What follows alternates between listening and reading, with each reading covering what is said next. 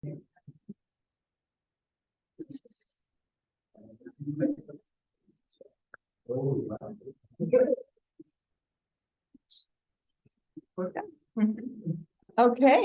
hello everyone. Thank you for joining us. I'm so pleased that I get to be the one to introduce Dr. Marcela Brissova. She's a professor of medicine, diabetes, endocrinology, and medicine. And she's also the director at Vanderbilt Diabetes Research Center's Islet Procurement and Analysis Core, and the director of the NIDDK-funded Human Islet Phenotyping Program. And her research focuses on the biology of pancreatic islets and how they develop and how their function is regulated. So we're very excited to hear Dr. Brissova's talk today. Thank you so much for joining us. Thank you so much for having me. It's a pleasure to be here. This is going to be, so we are at the place where you're thinking about global health. This is going to be a story told from the perspective of islet biologists at heart, and we'll see whether we can meet somewhere in the middle. So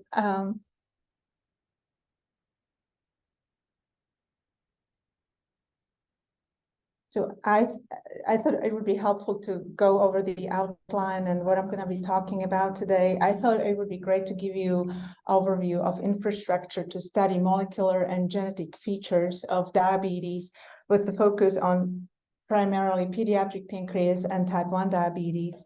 And then I'll give you an overview of what we know currently about the birth and growth of human beta cells and islets.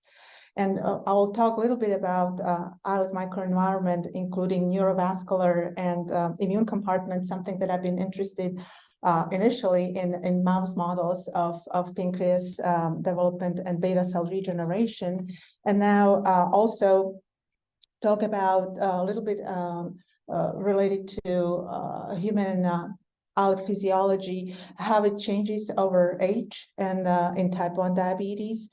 And as I give you an overview of these processes of the pancreas, I think I will intermingle a little bit or intertwine a little bit our platform called Pancreatic Islets that we developed at Vanderbilt to be able to share outputs of these pancreas mapping efforts with the scientific community at large.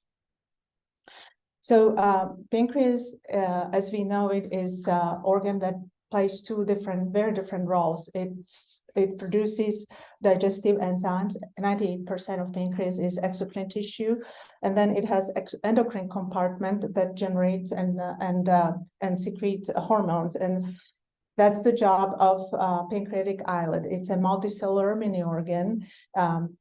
There are 3 primary cell types composing islet: beta cells secreting insulin, alpha cells secreting glucagon, and delta cells secreting somatostatin. As I said, it's a mini organ, so it has a vascular supply, neuronal supply. There are immune cells, very rich extracellular matrix, and there are nerve terminals that lead to islet.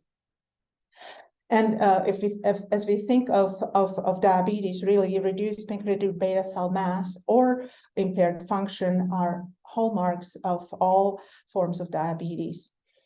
Clinically, diabetes is a disease of dysregulated glucose homeostasis.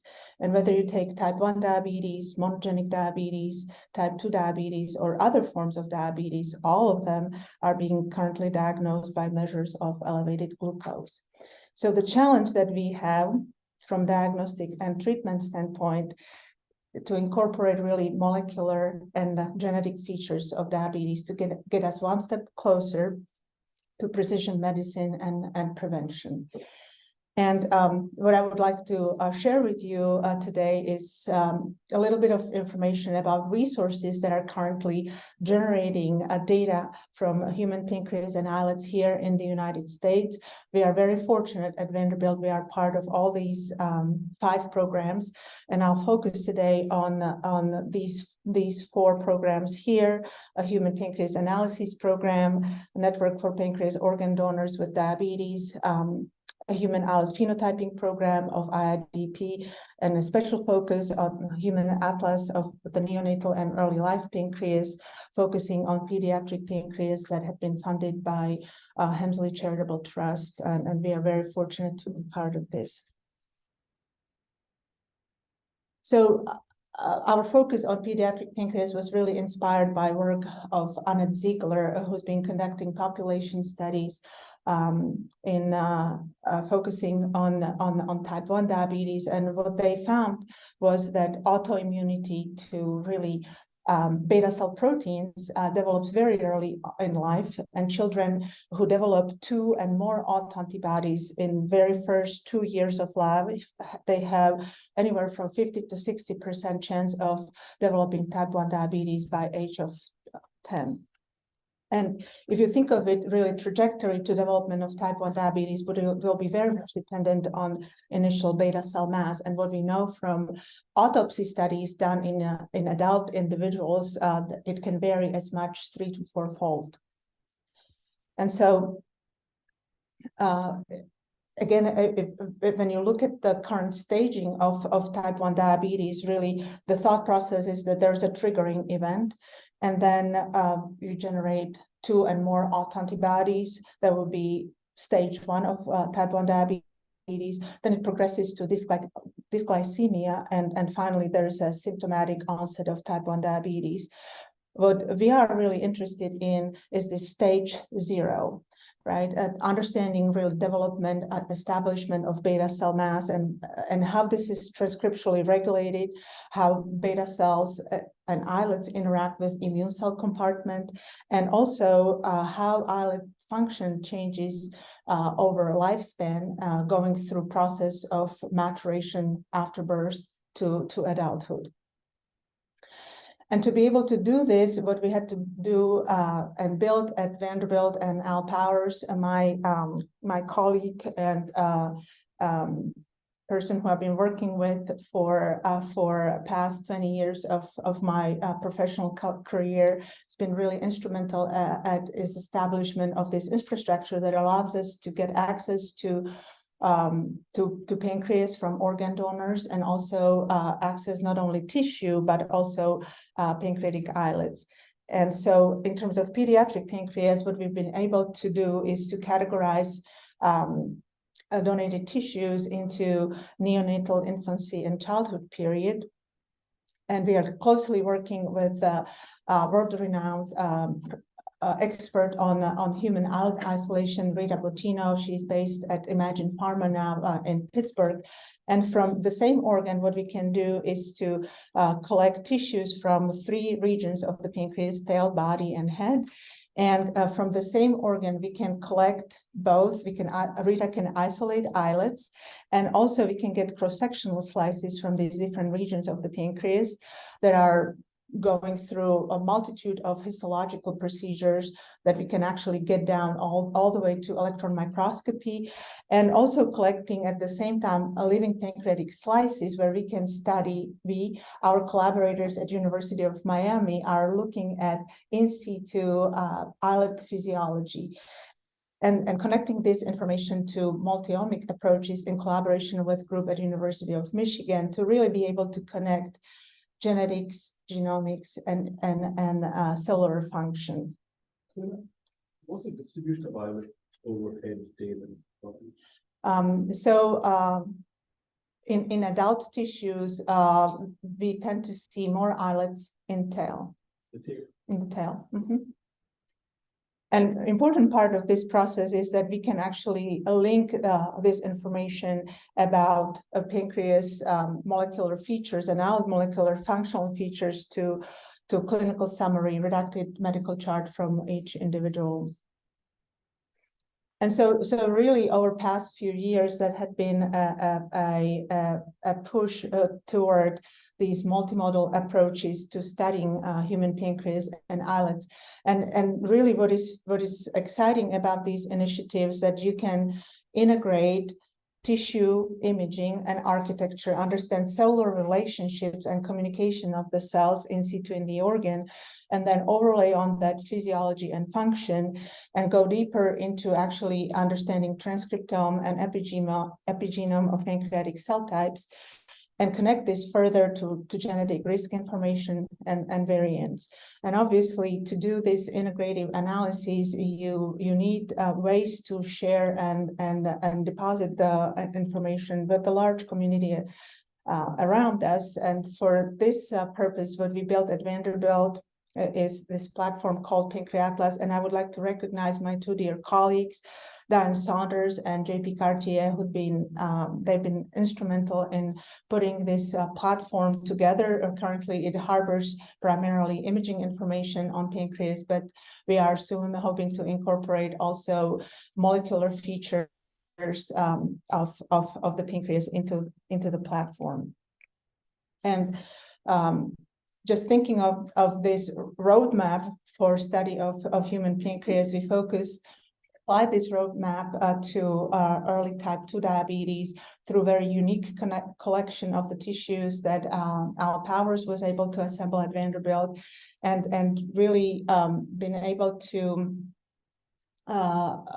look at this connection of genetics, genomics, and function in early stage of type 2 diabetes, focusing on rather disease driving mechanisms rather than consequence. And it's really exciting work in collaboration with our colleagues, Steve Parker and Jay Liu at the University of Michigan. It's currently on bioRxiv. So as we are thinking about these multimodal approaches to study pediatric pancreas and islets, I would like to focus on these imaging efforts and architecture first. And we're going to be talking about birth and growth of human beta cells and islets. So for us to be able to understand tissue architecture, we are really taking these multi-step approaches to tissue analysis that is based on traditional 3-marker immunohistochemistry. And Diane Saunders, I have to give her a big shout out here, has really been leading our multiplex imaging efforts at Vanderbilt using technology called co-detection of indexing, CODEX, where we can look at simultaneously in the same pancreatic tissue anywhere from 30 to 40 different markers. So then you can start getting into interactions of the cells and their cellular neighborhoods and where these cells actually live and how they communicate with each other. And for us to be able to study postnatal pancreas development, we also felt it was really important to connect this to fetal pancreas development. And we are privileged to have at Vanderbilt a collection of tissues from first and second trimester of fetal pancreas development. Where do you get them from? So we acquired these long time ago through a company called STEM Express based in California.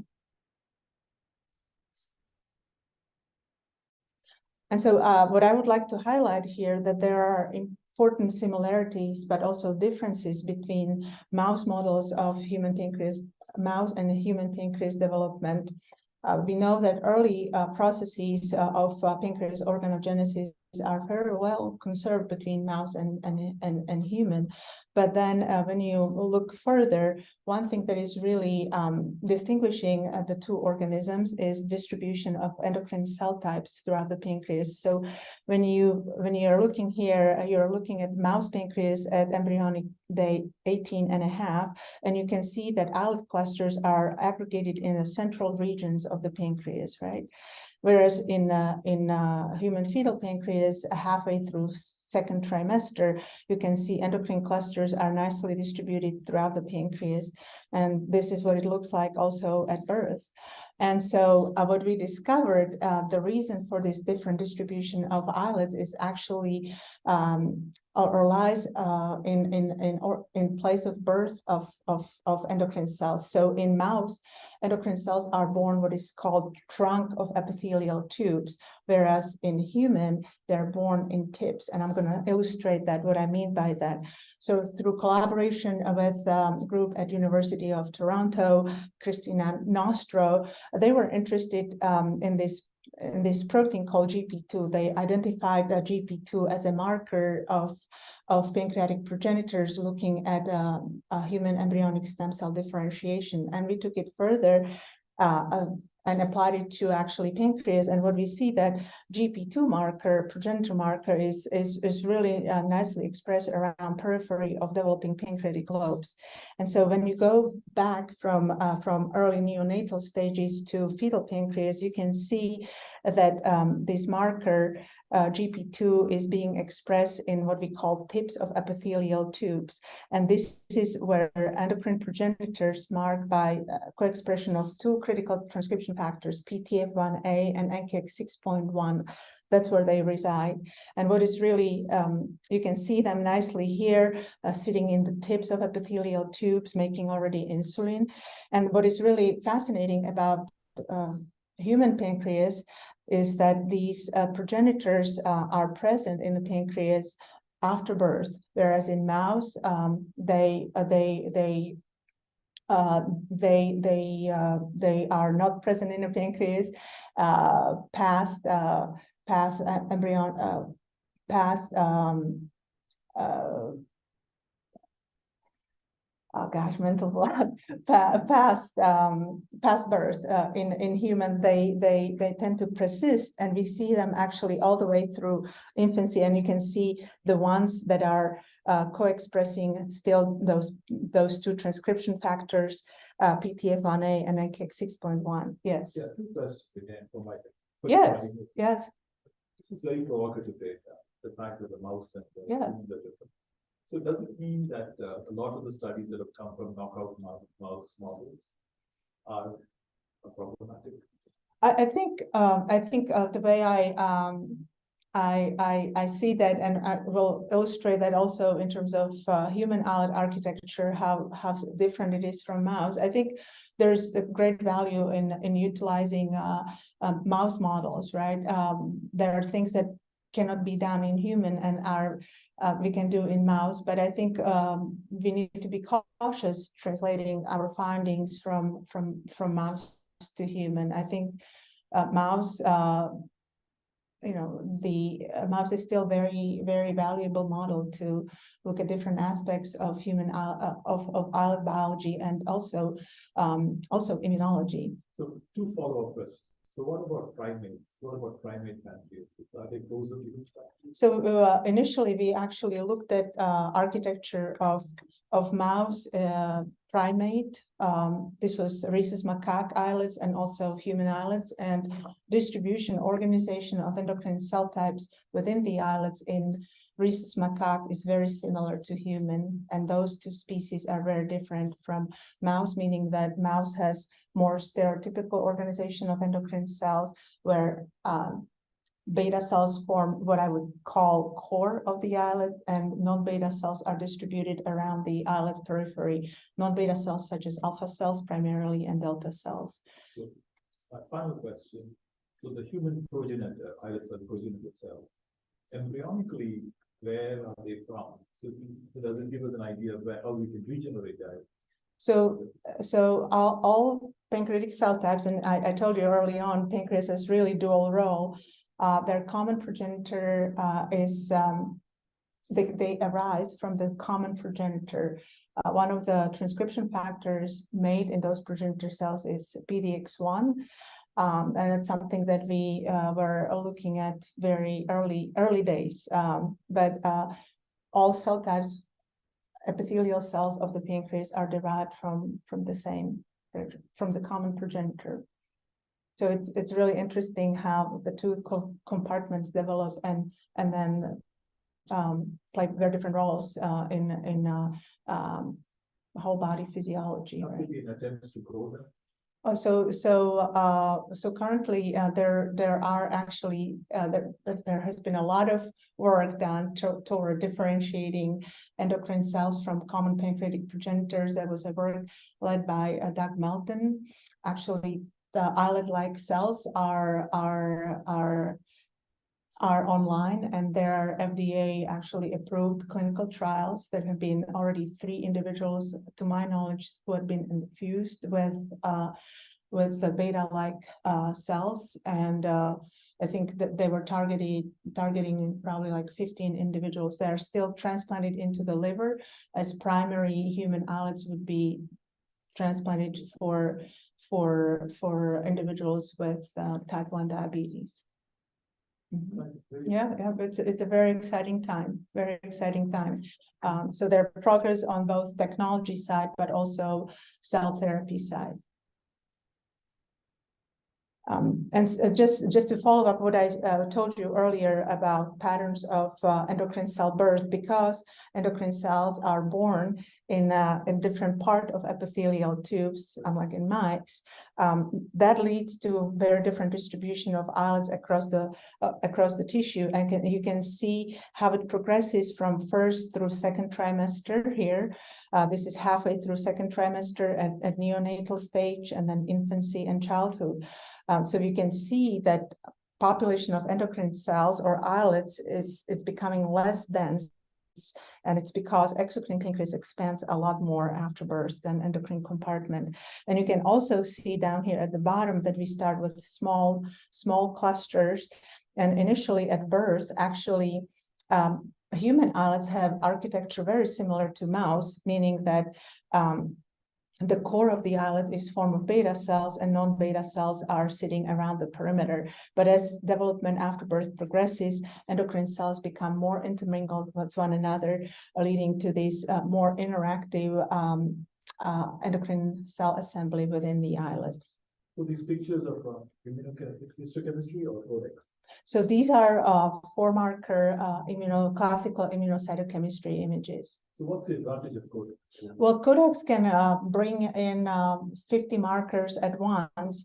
So, for example, some of the images, I had to leave them up because I had too many slides. But then, like understanding where the progenitors are and how they are organized throughout the pancreas, you can go and look at simultaneously several transcription factors and ask the question, okay, where are these cells in terms of timeline of their development, right? How do they interact with vascular immune cell compartments? So you can integrate tissue architecture with codex approach, something that you would have to ask one question at a time using classical approaches.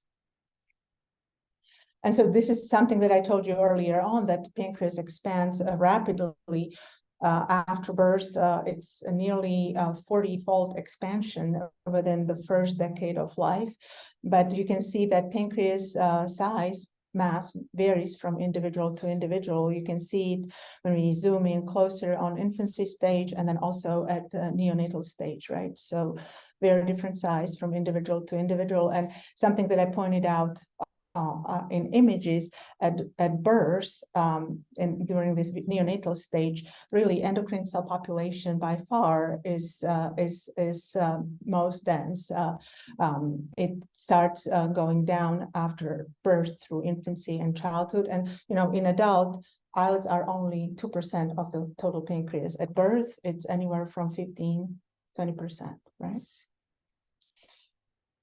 And another very fascinating thing, looking at pediatric pancreas, and something that starts in utero really, is that the populations of these cells here in green are beta cells, alpha cells, delta cells.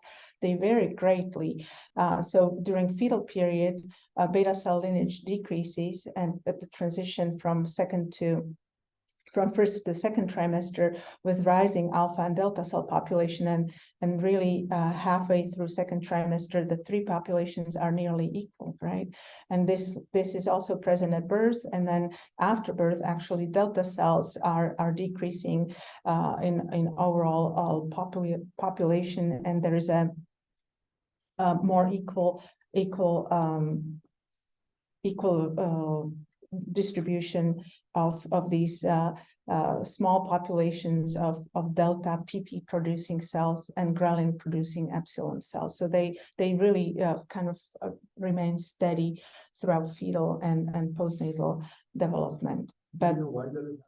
Because of the environmental challenge, or Yeah, that's a very, very good question. How these populations are adjusting during fetal development and also after birth. And also, I think what is going to be really important, I hope to show you later, how these lineages are allocated early during fetal development. That will basically set you up with beta cell mass after birth, right? So I think understanding those are going to be very important, how maternal development is actually influencing population of these cells to begin with. Global studies are really useful for you. So getting these pancreases in non-European populations where you've seen some pilot data. So as far as influence of ancestry, we don't know much about that, and we no longer have access to fetal tissues. So cohort that we have, that's all that is present currently. But another thing that I wanted to point out is actually kind of bifurcation, how beta cells and non-beta cells are generated. We would based on this information, when we look at proliferation of the cells, it really appears that during fetal but also postnatal development, non-beta cells are generated primarily through proliferation. They have much higher proliferation index, whereas beta cells are probably primarily generated through neogenic process. So that's very, very interesting. What about the gamma cells?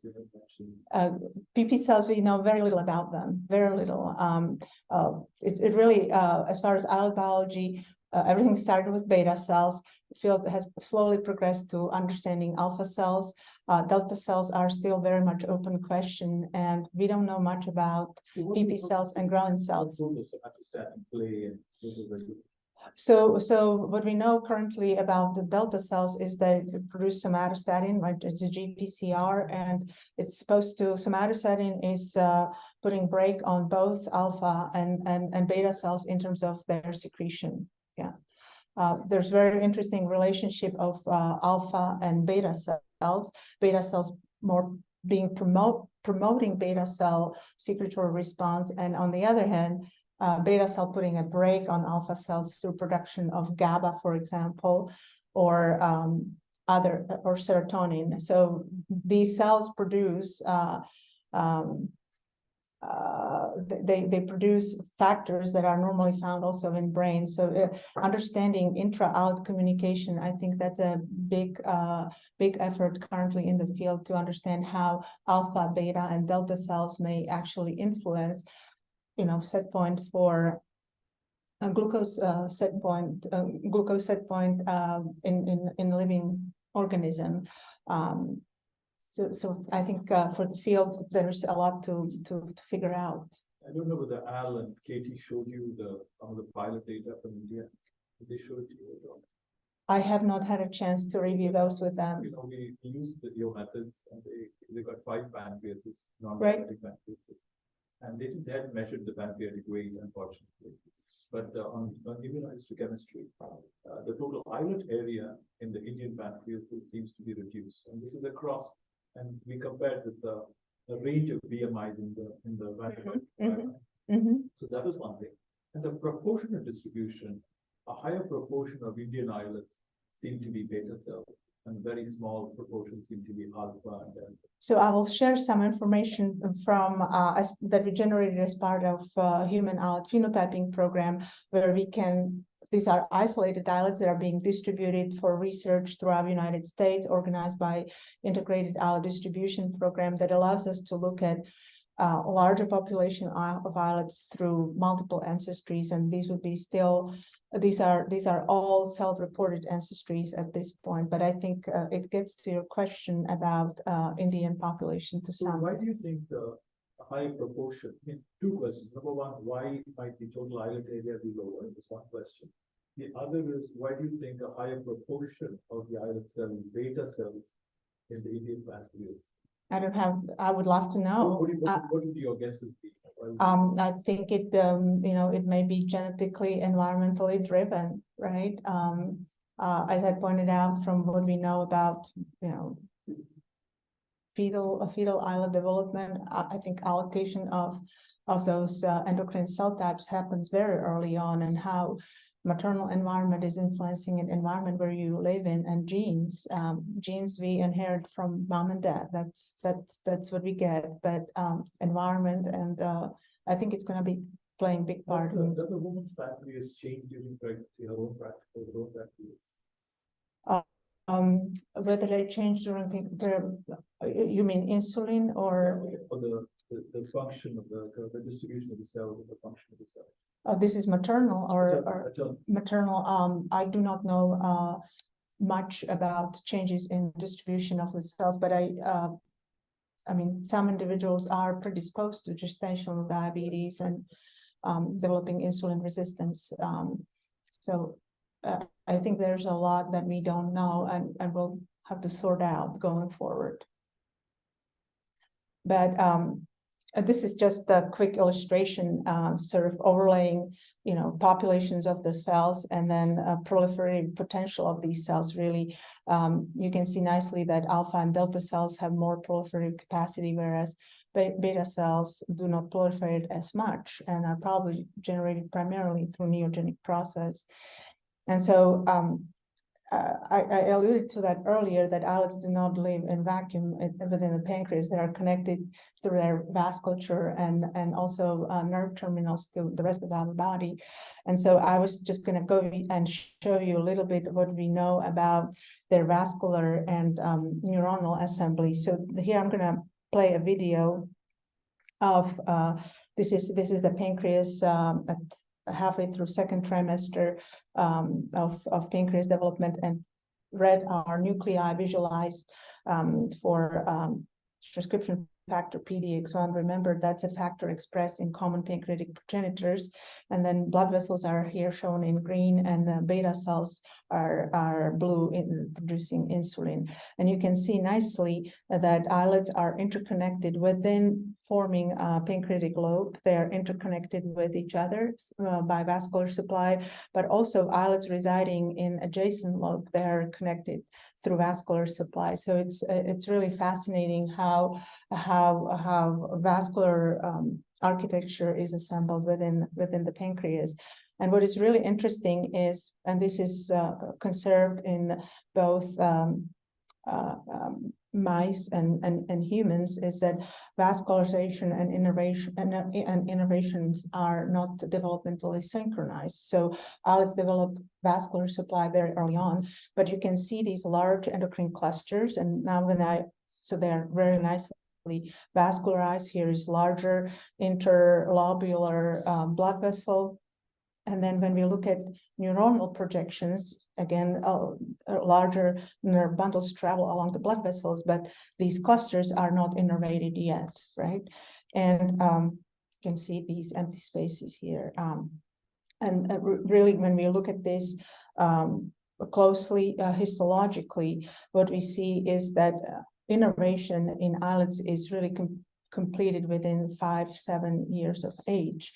And this is something that is reminiscent of really mice, as we established early on looking at mouse models. So islets become vascularized very early on during fetal development, but neuronal projections and terminals grow into them after the birth, and it takes really several years after birth for them to develop full complement of nerve terminals. Autonomic system, so the islets are innervated. It's all autonomic nerves, right? But what we found is really important for terminals to progress to islets or grow into islets is really vasculature. Nerves use ECM generated by blood vessels to actually grow projections into the islet. If we ablate blood vessels within the islet, we don't get any nerves, and this is using mouse models. So blood vessels are really instrumental. ECM that they generate is really instrumental for nerves for pathfinding, actually to grow into the islets. Communicate between the cells, or? Well, So we would postulate that they make islets work more efficiently, right? Because the signals that are being transduced from brain, there is what is called cephalic phase of insulin secretion, right? So seeing food makes release insulin, right? So that's really the communication, brain to out communication, and also enteric nervous system communication. It's something that really needs to be explored more. It's very difficult to do something like this in humans and also in mice, right? Because of the complexity of organ communication with the brain. So just to go further, I told you that interactions of islets with immune cells are really important, and what we think is actually this enzyme called anti-PDH3 maybe serving as a molecular switch, sort of controlling interactions of exocrine endocrine compartment with immune cells. Anti-PDH3 is ectonucleotidase that basically converts ATP as a very pro-inflammatory molecule to ATP.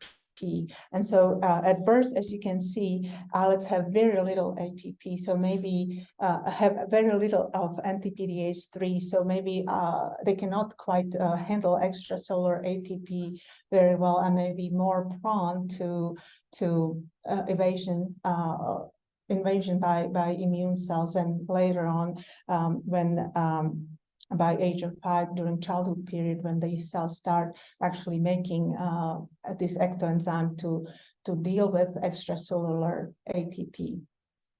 So when does it become adult-like? Is it already in childhood that use of ATP becomes? So what we can say morphologically, islets become very similar to adult by age 5. They are very organization of the islets. They make anti-PDH3, so they are very similar to adult-looking islets. And here is the multiplex imaging that can bring together endocrine cell organization, neurovascular immune components together. You can see here interaction of blood vessels with immune cells, acinar compartment, endocrine cell clusters are shown here in blue. Here they are visualized granularly beta cells, delta cells, and alpha cells. And when Diane looked at complement of immune cells using Codex technology in the pancreas, really the population of immune cells that stands out the most are macrophages. By far, they are the most abundant immune cells in the pancreas. And as far as their number goes, they are very similar to endocrine cells. So endocrine cells, macrophages are very complementary in terms of populations in the pancreas, and them considering them as antigen presenting cells, I think they are still, there's a lot of interest in studying these cells phenotypically more. So just to go through key takeaways from this, we discovered paradigm for endocrine cell birth and spatial arrangement of islets in human pancreas. Multipotent pancreatic progenitor cells persist in human pancreas after birth. Endocrine cells are generated by both neogenesis and proliferation, but at different frequency across alpha, beta, and delta cells. And then diverse endocrine cell composition between donors at all stages suggests that endocrine cell allocation is going to be very different between individuals and may be defined during fetal development. And then there are changes in architecture going from these what we call homotypic to heterotypic connections between islets, and how that influences their communication going forward remains to be seen.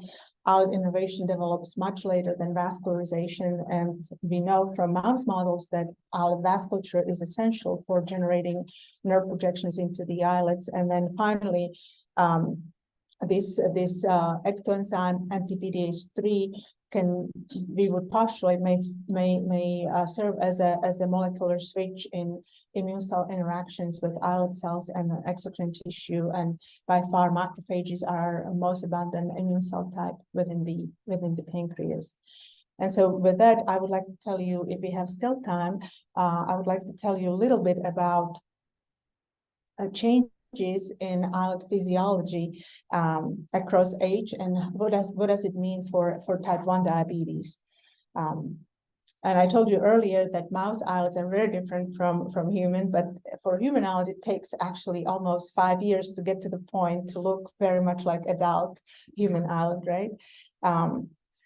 And because I showed you that these populations of endocrine cells really change through neonatal infancy and childhood period, it's really interesting to think about islet physiology and what it means for islet physiology and islet interactions, right? Because we go from what I would call homotypic connections of beta cells to more heterotypic, where they are intermingled with other cell types. And so for us to be able to do that, we organize a phenotyping pipeline at Vanderbilt, where we can look at islet morphology and at the same time study their function and also overall distribution of endocrine cells. And we have a small repository that allows further molecular information to be gained from these studies. And with this platform, or with this approach, we phenotyped over 600 human islet preparations. So now we are getting to some numbers where you can start looking at connection of genetics with function and cellular relationships within the islets.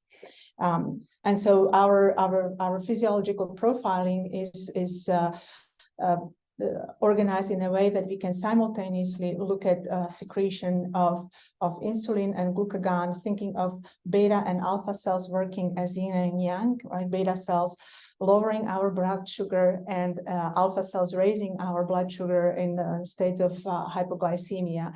And so we are looking at response to biphasic response to high glucose, potentiation with CAMP, cyclic AMP, then further inactivation of response through GI coupled receptors, and then just membrane depolarization with simple potassium chloride. And you can see that some of these stimuli, such as IBMX and KCL, they have co-stimulatory role in both beta and alpha cells, but others, such as high glucose and epinephrine, have opposing effects on the two cell types. And so what we were able to, okay, it seems like it, oh, all right. So what we were able to do with this approach, we were profiling islets from different stages. Remember, we have islets from neonatal, infancy, and childhood stage, and you can see that insulin secretory response progressively increases after birth.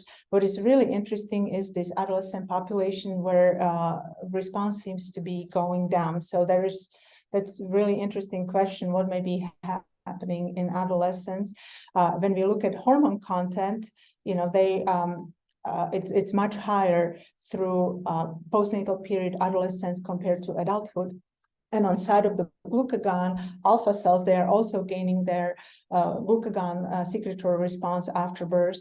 And also what we see in terms of hormone content, that's being increasing after birth throughout adolescence. And you know, because we have this Pancreatic platform, it really can connect pediatric pancreas data with data sets that are being generated through other initiatives such as NPOD, HPAP, or this integrated islet distribution program. So we can really look at a large cohort of individuals, what we would call this stage 0, right? These are normal individuals. And you know, we had ability to profile islets from over 300 individuals. This is still looking at self-reported ancestry, but a sizable representation of females and males in this population. And so once you have this information, you can start essentially developing associations between donor traits, islet morphology, composition, hormone secretion. So very, very broad approach to understanding relationships of perhaps ancestry on islet function. When we look at, for example, cellular composition, you can see that beta cell proportion within the islets varies greatly from individual and to individual. And it goes back to what I showed you in pediatric pancreas, where we have large differences and changes in these populations of endocrine cells from individual to individual. So again, going back to allocation of these cells, perhaps early in fetal period, will be very important for predisposition to diabetes. And so one thing that we see just looking at this cohort when we regress for other factors is that beta cell population is smaller or lower rather in females. There is really nice correlation between beta cell proportion and stimulated insulin secretion, right? So more beta cells, more response. And then this was a response with high glucose, 16.7 millimolar glucose. And so also what is very interesting is looking at endocrine cell composition. When we look at, again, this is self-reported ancestry in Asian population, higher beta cell proportion. So very, very, very interesting. And it seemed really, it's beta and alpha cells. Delta cells don't change that much, but it's either beta cells are increased or higher increase or decrease depending on self-reported ancestry. And so one other thing that we were able to look at, because we have access to a large cohort of individuals with type 1 diabetes, is to look at actually islet physiology in stage 3. Remember how I showed you staging of type 1 diabetes, stage 1, where people have 2 autoantibodies and more, then dysglycemia, and stage 3 symptomatic type 1 diabetes. So Rita Bottino, our collaborator in Pittsburgh, she was able to isolate islets from individuals with type 1 diabetes, and we were able to study their physiology using our cell perfusion apparatus. And what was really fascinating, this is what they look like, islets with no beta cells. So type 1 diabetes is really disease of beta cell loss. And what we were interested in looking at, okay, so what is the secretory profile of remaining beta cells? Well, surprisingly, is very similar to normal beta cells. But what was quite unexpected, that alpha cells, now missing neighboring beta cells, have altered their glucagon secretory response, and especially their ability to suppress glucagon secretion with high glucose and much lower baseline in response to basal glucose. Again, us thinking that perhaps this is linked to inability of alpha cells to respond and to respond with glucagon secretion in the states of hypoglycemia, leading possibly to hypoglycemia unawareness. But this is really fascinating, going again to interactions between different cell types, especially alpha and delta cells, and how that may influence their overall secretory output. So it's not only a number of the cells, but also relationship with other cells around them. And that's something what we also was quite unexpected, but the fact that their molecular milieu is changing. Like, for example, these 2 canonical transcription factors, they're normally expressed in alpha cells. Now in T1D, alpha cells are heavily downregulated. And what is really interesting, in the absence of beta cells, alpha cells start expressing this transcription factor NKX6.1, which I showed you is also expressed in progenitors in developing pancreas. But now canonical beta cell transcription factor is made by alpha cells, right?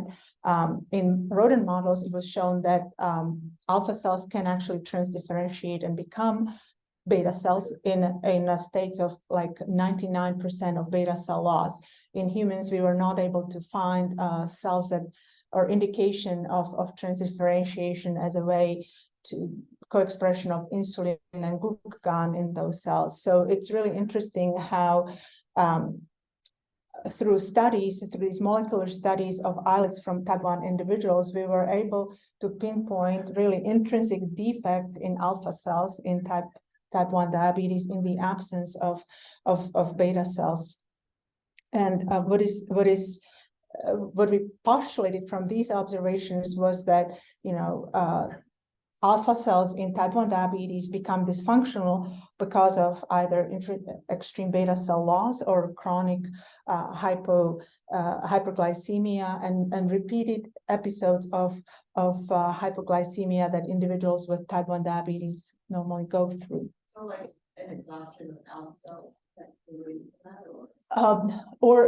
I would say what I'm going to show you in mouse models again, that it's really absence of beta cells that changes the state of alpha cells. It shows you, illustrates even more how these two cell types how they rely on each other on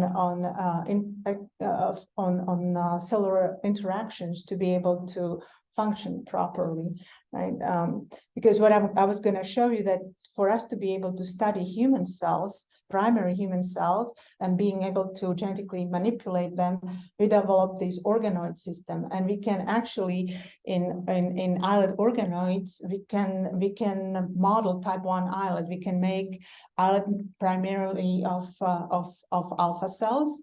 You can see, for example, insulin content here in alpha cell only organoids. Insulin content is undetectable, right? So this works. This was a work of our former MD PhD students, Jack Walker, who is now at CHOP, and Rachna Haliur, who is now at University of Michigan. But this system allowed us to push our studies with human islets further, because we can genetically manipulate and ask questions and validate some of the targets that we identified through molecular profiling of human tissues and islets. So this is really important step forward. And again, this is where mice can come as a great tool, because we can transplant these organoids into immunodeficient mice. We place them actually into anterior chamber of the eye, where these organoids become fully vascularized. And we can ask the question, how does hyperglycemia influence alpha cell phenotype, for example? And what is fascinating is that we can recreate islets containing alpha cells. We can study them in vivo, and this is in the presence of diphtheria toxin. So mouse is actually genetically modified in a way that we can give mice diphtheria toxin and kill endogenous beta cells. So we can create hyperglycememia in this model. But what is fascinating, remember I told you about transcription factor NKX6.1 being turned in alpha cells.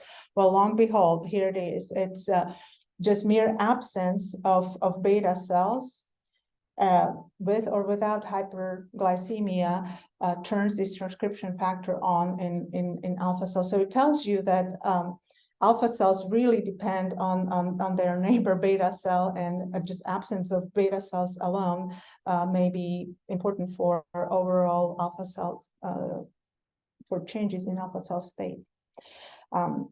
One last thing that I would like to share with you is, again, looking at islets from individuals with autoantibody positivity. I told you early on that children develop autoimmunity very early on during the first 2 years of their life. That was our motivation to study pediatric pancreas.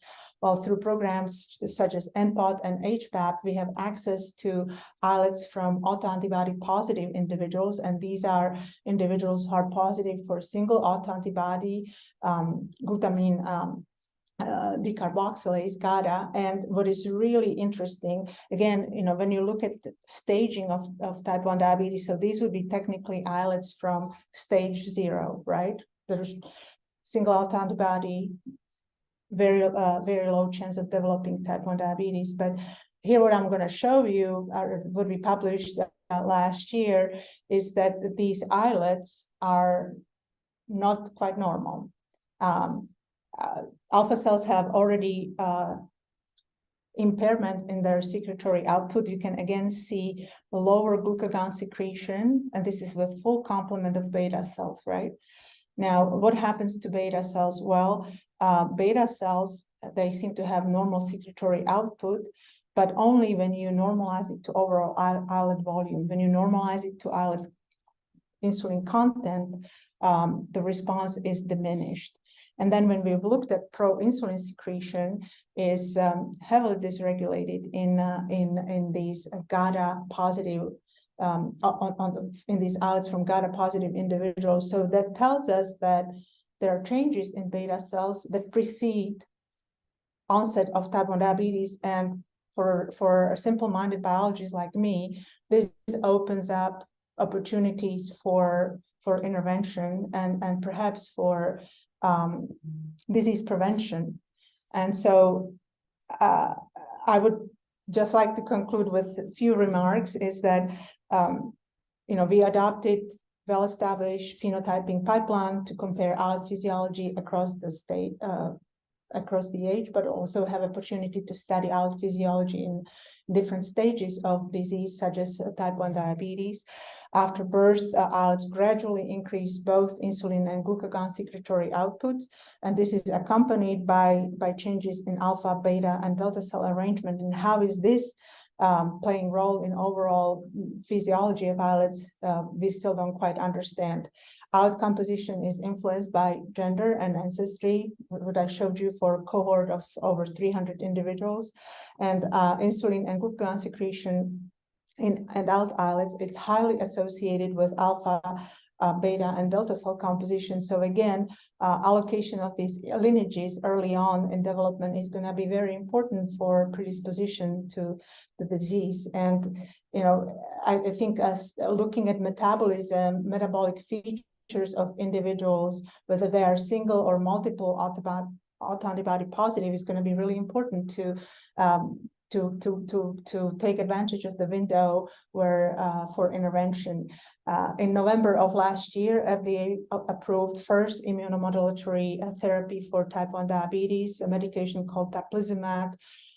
This is after 30 years of research, which is remarkable, but through molecular profiling and mapping of pancreas, hopefully the process of drug discovery or diagnostic tool will be accelerated. One last thing that I would like to highlight, and how important it is really to be looking at metabolic features. These are studies that were published also last year by Annette Ziegler, who I introduced early on, our interest in pediatric pancreas. They, through this initiative called GPAT, Global Platform for the Prevention of Autoimmune Diabetes, they were able to identify over 1,000 individuals, infants, with high risk for T1D HLA mapping, and they followed them from 4 months to 3 years of age. And what they found was that those who had high T1D risk, they started actually showing features of postprandial blood glucose dysregulation early on, and as they progressed to multiple autoantibody positivity through seroconversion, both preprandial and postprandial glucose was rising. So again, metabolic profiling and phenotyping much earlier, right? And taking advantage of the window where one can come with intervention and possibly prevention. In the end, just highlighting how important it is to integrate data coming from multiple programs and data sets to really provide insights to diseases such as type 1 diabetes, but also type 2 diabetes, right? How these multimodal approaches are actually providing information that can further be taken into account when designing clinical trials and figuring out new diagnostics and perhaps defining personalized signatures of genetic predispositions for diabetes.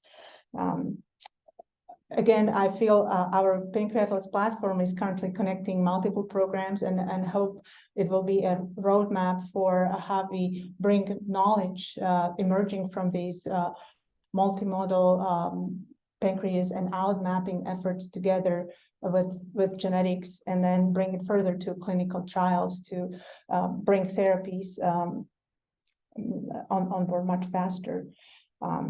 Just few reflections in the end. Complex diseases require integrated studies by collaborative interdisciplinary teams, geneticists, biologists, physiologists, and computational scientists, right? That this is the age of data science, and really working with human tissue is challenging but critical to translate findings to human physiology and pathophysiology. And finally, we need more detailed molecular understanding of heterogeneity across multiple levels within diabetes to achieve precision medicine in diagnosis and the disease management. And it is my great pleasure to acknowledge our great group of people working with Al and I at Vanderbilt, our collaborators, especially those at the University of Michigan, University of Miami, focusing on pediatric pancreas and also early stage of type 2 diabetes. With that, I would like to thank you for your attention, and if you have any questions, I'll be happy to answer them. And I'm sorry we went over time, but perhaps not that badly. We started later, right?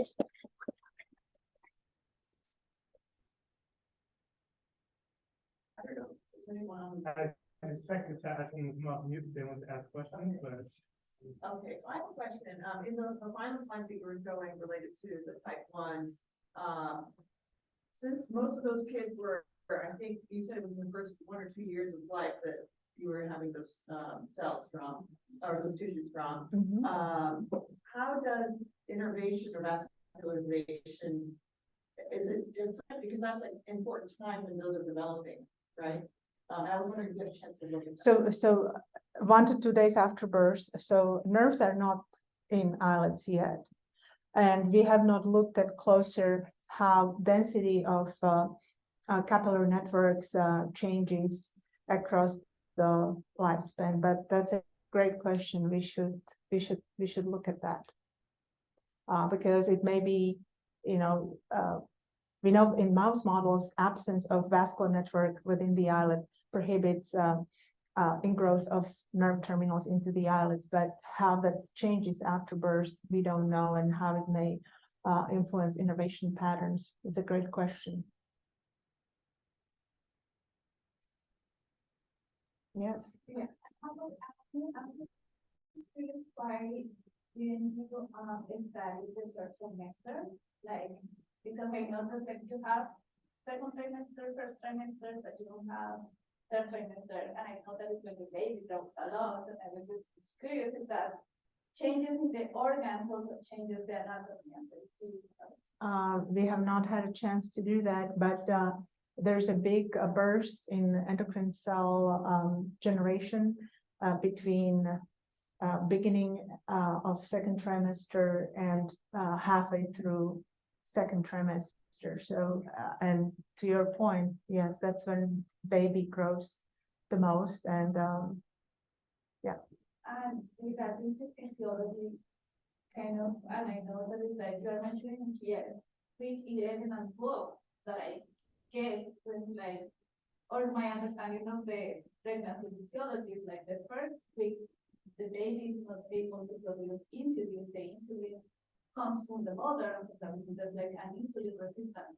I wonder if like, is there any weird thing about the physiology of the mother is going to affect that first weeks of the beta cell development in the baby? Yeah, I think maternal environment is going to be very important for development of beta cells. I mean, there are studies, that were done in Holland from individuals who were born during World War II and hunger in Netherlands, and the boys who were born to mothers on very low protein diet, if they were born at birth weight less than 7 pounds, they had 30% chance of getting diabetes with obesity. So I think unfortunately what we cannot do in terms of our studies when we collect pancreas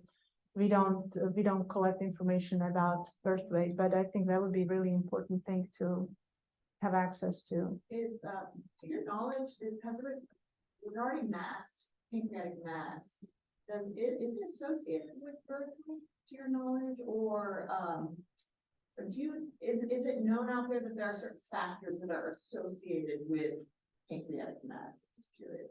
I showed you that it's very, Variable. very variable, right? And so I would love to know how it correlates with birth weight, but we do not have that information. And the way the organ procurement is currently organized, that information doesn't get to us. Have there been mouse studies, to your knowledge, that have examined factors that may influence pancreatic mass? Not that I'm aware of. Yeah. But, one thing that we have done, so we isolated islets from pancreas of around second trimester. Those cells are not glucose responsive. Beta cells are not glucose responsive at that time. So,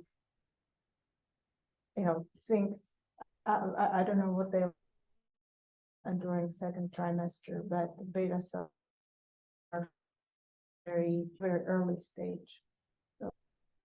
Is there a correlation between mass and function? Or does function compensate when mass is reduced? So beta cell has extraordinary compensatory capacity, where we see it in mouse models of insulin resistance, where beta cell grow in number, and they also can increase their secretory output. In humans,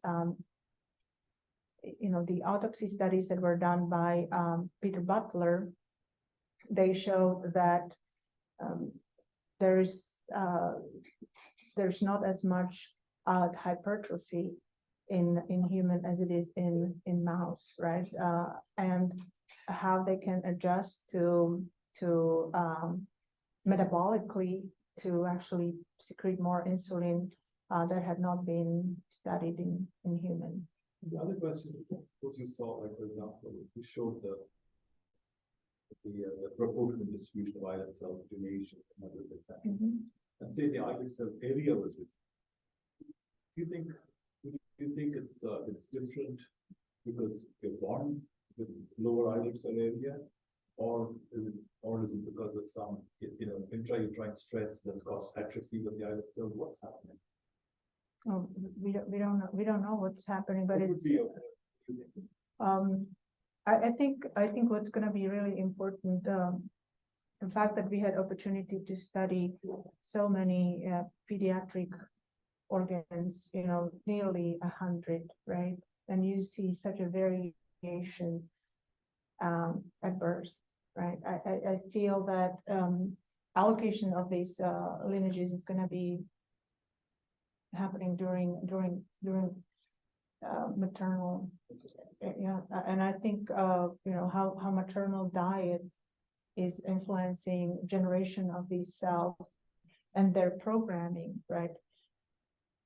That's going to be really, really important.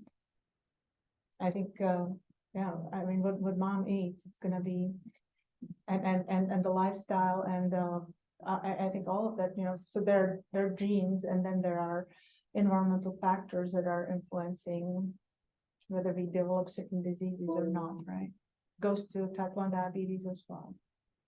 Just to follow up on that, you talk about, like, let's say for gestational diabetes might be the gestational diabetes, what it might be, and also like what adipose tissue proliferation in the pancreas, like the pancreatic fat might be also like changing the composition of these cells. So that's a very interesting question.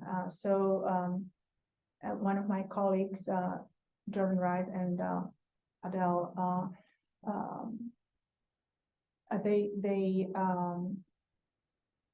I think that it goes to the question, like, what is normal, right? What is normal pancreas? And since we have access to tissues from our biobank and also biobank at University of Florida, the University of Pennsylvania, we were interested in asking question, okay, what is the normal pancreas, right? And that's a fascinating study. They they submitted to, diabetes, so we're hoping it's gonna be reviewed favorably, but, how does intrapancreatic fat influence, islets within the pancreas? We don't have those answers yet, but, there are signs of fibrosis and things like that in the pancreas. So how do you define what is normal pancreas, right? And it's a challenge. Wonderful, wonderful. I really, it's fantastic. Oh, thank you.